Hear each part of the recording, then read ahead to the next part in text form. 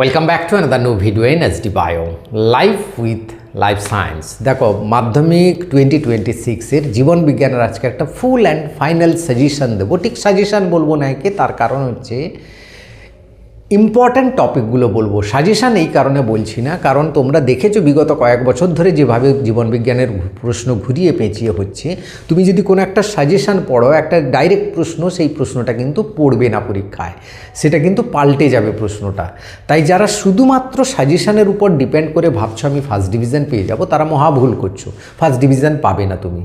আমি যে সাজেশানগুলো দিয়েছি দেখেছো তোমরা অনেকে, সেই সাজেশান কাদের জন্য? যারা সারা বছর ভালো করে পড়াশোনা করেনি, তারা যাতে এই সাজেশানগুলো পড়ে 50% অ্যাবাভ নাম্বার পায়, সেই জন্য সাজেশান দেওয়া। কিন্তু ভালো মার্কস পেতে গেলে, ফার্স্ট ডিভিশন, স্টার মার্ক বা 90 অ্যাবাভ যদি নাম্বার পেতে হয়, তোমাকে এই টপিকগুলো পড়া হয়েছে কিনা একবার ভালো করে দেখে নিতে হবে। যদি না হয়ে থাকে ভালো করে পড়তে হবে, কারণ টপিকগুলো ভালো করে বুঝে পড়লে সেখান থেকে প্রশ্ন যেভাবেই ঘুরিয়ে পেঁচিয়ে দিক না কেন তুমি উত্তরটা করতে পারবে। তাই আজকের এই সাজেশানটা কিন্তু খুব গুরুত্বপূর্ণ তোমাদের জন্য। ভিডিওটা অবশ্যই শেষ পর্যন্ত দেখো। প্রত্যেকটা প্রশ্ন শর্ট ফর্মে লেখা আছে, আলোচনাটা শোনো কীরকম প্রশ্ন হয়, কীরকম ঘুরিয়ে পেঁচিয়ে হয়, এবং ভিডিওটাকে লাইক করে সবাইকে শেয়ার করে দিও। চ্যানেলে নতুন হলে চ্যানেলটা সাবস্ক্রাইব করে। যাই হোক, আমরা প্রথমে 2 মার্কের প্রশ্নগুলো দেখব। এখানে অনেক প্রশ্ন রয়েছে যেগুলো 3 মার্কের প্রশ্ন আসতে পারে, তাই সেই প্রশ্নগুলো ভালো করে শোনো। দেখো, প্রথম চ্যাপ্টার থেকে প্রতিবর্ত ক্রিয়া থেকে একটা প্রশ্ন থাকবে। প্রতিবর্ত ক্রিয়া কীরকম? প্রতিবর্ত ক্রিয়া থেকে বিভিন্ন রকমের প্রশ্ন হয়। একটা বল মারলো ক্রিকেট খেলার ম্যাচে, সে বলটা দেখছো তুমি গ্যালারিতে বসে, তোমার প্রতিবর্ত ক্রিয়া কী হবে তার শব্দচিত্রের সাহায্যে দেখাও। বা গলার মধ্যে বা শ্বাসনালীতে কোনো বিজাতীয় বস্তু ঢুকে গেলে কী বা প্রতিবর্ত ক্রিয়া হয়, এরকম ঘুরিয়ে পেঁচিয়ে। তাই এই জায়গাটা তোমাকে বুঝে পড়তে হবে। ন্যাস্টিক চলন, ট্রপিক চলনের পার্থক্য ভেরি ভেরি ইম্পর্ট্যান্ট এবারের জন্য। এবং এই চলনগুলো থেকে কিন্তু একটা এক্সাম্পল থেকে কিন্তু শর্ট প্রশ্নও থাকবে। তাই এই পার্টটা কিন্তু ভেরি ভেরি ইম্পর্ট্যান্ট।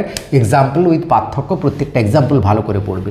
লঘু মস্তিষ্কের অবস্থান ও কাজ খুব ভালো করে পড়বে এটা। এবং মস্তিষ্কের পশ্চাৎ অংশের যদি কোনো ক্ষতি হয়ে যায়, তাহলে নিম্নলিখিত কয়েকটা অঙ্গ দেওয়া থাকবে, তার কি হবে। যেমন নিদ্রার কি পরিবর্তন হবে, বা গলাধকরণের কি পরিবর্তন হবে, বা হৃৎপিণ্ডের উপর কি পরিবর্তন হবে, সেই রকম কিন্তু শ্বাসনালীর উপর কি পরিবর্তন হবে, বা শ্বসন কেন্দ্রের উপর কি পরিবর্তন হবে, এগুলো কিন্তু করবে। জিব্রেলিনের উৎস এবং কাজগুলো ভালো করে করবে। এবারে জিব্রেলিন এবং অক্সিন থেকে একটা 100% প্রশ্ন তোমার থাকবেই, গতবারে পড়েনি, এবারে পড়বে এখান থেকে। এবার দেখো, সংশ্লেষিত কৃত্রিম হরমোনের 2টি কাজ। কৃত্রিম হরমোনটা এবারেও ইম্পর্ট্যান্ট রয়েছে। বিপরীতধর্মী কাজ লেখো, বা এই হরমোনগুলোর কাজও শুধু ডাইরেক্ট আসতে পারে, যেমন FSH LH এর বিপরীতধর্মী কাজ, অর্থাৎ পার্থক্যমূলক যে কাজগুলো রয়েছে। ইস্ট্রোজেন প্রজেস্টেরন, ইনসুলিন গ্লুকাগন, এখান থেকে একটা প্রশ্ন পড়বে। থাইরক্সিনের প্রভাব কিসের উপর প্রভাব? না হৃৎপিণ্ডের উপর প্রভাব, RBCর উপর প্রভাব। তেমনি অ্যাড্রিনালিনের প্রভাব কি কি অঙ্গের উপর পড়ে, সেগুলোও তোমাকে দেখতে হবে। তারপরে অ্যাড্রিনালিনের কাজগুলো পড়তে হবে। চোখের ত্রুটি ও তার উপযোজন। চোখের ত্রুটি মানে মায়োপিয়া, হাইপার মায়োপিয়া, এই যে হয় তার কি লেন্স লাগে, সেই রকম জায়গাগুলো ও বা কী কী পরিবর্তন হয়। উপযোজনের ক্ষেত্রে কি কি, দূরদৃষ্টির ক্ষেত্রে, নিকট দৃষ্টির ক্ষেত্রে কি কি চোখের উপযোজন হয়, সেই যে শব্দচিত্রের সাহায্যেও করতে হবে। আর কাজ উপযোজনগুলো পর ধাপে ধাপে, সিলিয়ারি পেশি কী হয়, তারপর কর্নিয়ার কি পরিবর্তন হয়, এইগুলো তোমাকে করতে হবে। অস্থি সন্ধি থেকে এবারে একটা প্রশ্ন আসবে, পেশির কাজ থেকে প্রশ্ন আসবে। অস্থি সন্ধি থেকে পরপর 2 বছর প্রশ্ন নেই, এবারে কিন্তু 100% আসবে। এবং পেশিগুলো ওর কাজ, পেশি মানে ফ্লেক্সর পেশি, এক্সটেন্সর পেশি, অ্যাডাপ্টার পেশি, রোটেটার পেশি, এই পেশিগুলোর অবস্থান এবং কী কী কাজ করে, কখন কিভাবে কি অঙ্গের পরিবর্তন হয়, সেগুলো লিখতে হবে।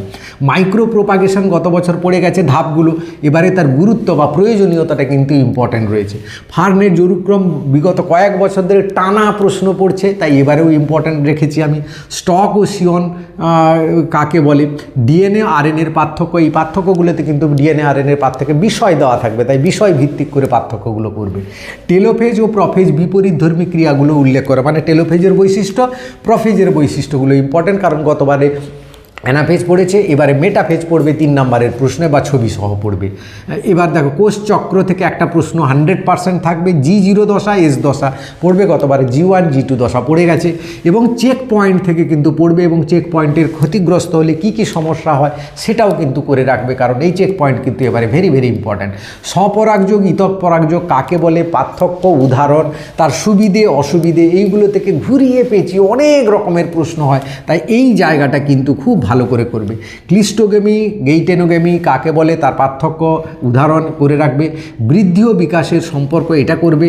বায়ুপরাগী, জলপরাগী, পতঙ্গ পরাগী, পক্ষী পরাগী ফুলের উদাহরণ এবং উদাহরণগুলো অতি অবশ্যই পড়বে। এখান থেকে একটা শর্ট প্রশ্ন পড়বে বা 2 মার্কের প্রশ্ন থাকতে পারে। অযৌন জননের উদাহরণ সহ কীভাবে হয়, যেমন স্পাইরোগাইরা, প্ল্যানেরিয়া, হাইড্রা, ইস্ট, তার নামগুলো তোমাকে জানতে হবে। এখান থেকে একটা প্রশ্ন এবারে 100% পড়বে, এটা ইম্পর্ট্যান্ট রয়েছে।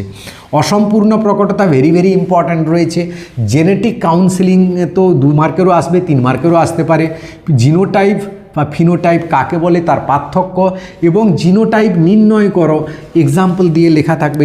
এর জিনোটাইপ নির্ণয় করো, এর দু রকমের জিনোটাইপ কী কী হবে লেখো, যেমন শঙ্কর কালো বা শঙ্কর হলুদ বা মসৃণ, এরকম টাইপের দিয়ে জিনোটাইপ নির্ণয় করতে হবে। থ্যালাসেমিয়া এবারে ভেরি ভেরি ইম্পর্ট্যান্ট। থ্যালাসেমিয়া থেকে একটা 3 মার্কের প্রশ্ন বা 2 মার্কের প্রশ্ন 100% থাকবে, তাই থ্যালাসেমিয়ার কারণ, লক্ষণ এগুলো ভালো করে করবে, এবং থ্যালাসেমিয়ার যে সমস্যাগুলো রয়েছে মানে চেকার বোর্ডের সাহায্যে দেখাও সেটা করতে হবে। এবার মেন্ডেলের প্রথম সূত্র অর্থাৎ প্রকটতার সূত্রটা ভেরি ভেরি ইম্পর্ট্যান্ট, কারণ পরপর 2 বছর স্বাধীন বিন্যাস সূত্র পড়ে গেছে, এবারে কিন্তু প্রকটতার সূত্রটা পড়বে। বর্ণান্ধ নিয়ে গতবারে হিমোফিলিয়া নিয়ে সমস্যা পড়েছে, এবারে বর্ণান্ধ নিয়ে সেই চেকার বোর্ডের সাহায্যে সমস্যা একটা থাকবে, এটা তোমাকে করতে হবে। লিঙ্গ নির্ধারণ পদ্ধতি যেগুলো রয়েছে সেই প্রশ্নটাকে কিন্তু ঘুরিয়ে পেঁচিয়ে হয়, যে পিতা কেন দায়ী বেশি না মাতা কেন দায়ী বেশি, এই নিয়ে লিঙ্গ নির্ধারণটা দেখাতে হবে তোমাকে।